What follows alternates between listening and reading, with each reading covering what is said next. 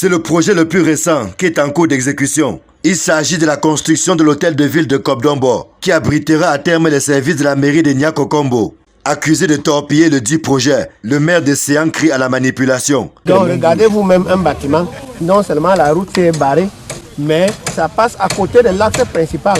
Le bâtiment là n'aura pas de cour, la cour sera plutôt en arrière. La résidence du maire, le restaurant, l'hôtel, il n'y a plus l'accès.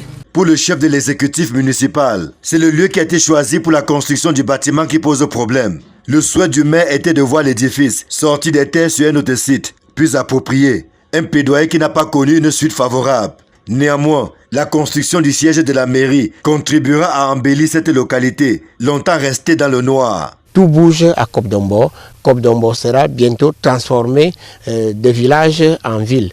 Tout à l'heure, nous avons visité le centre zootechnique et vétérinaire de Kobdombo, qui est un bâtiment flambant neuf, qui est également un transfert de compétences du ministère de l'élevage, des pêches et des industries animales. Vous avez les salles de classe de l'école publique de Kobdombo-Ville, entièrement rénovées.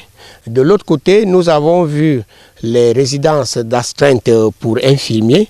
Mais ce n'est pas encore le bout du tunnel. S'agissant par exemple de l'accès à l'électricité, qui reste encore un défi majeur à Kobdombo. Si vous voyez tout le long d'Ayos, Kobdombo, tous les poteaux sont couchés à terre. Donc si on peut vraiment bien revoir cette électricité, donc le courant vraiment une priorité primordiale si jamais on a ça.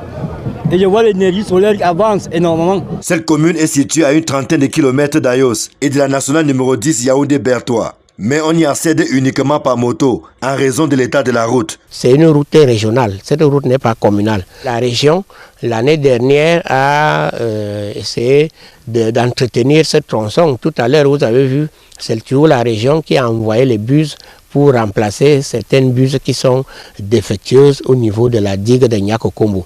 Ces dernières années, elle se métamorphose et se modernise, grâce notamment aux ressources transférées par diverses administrations.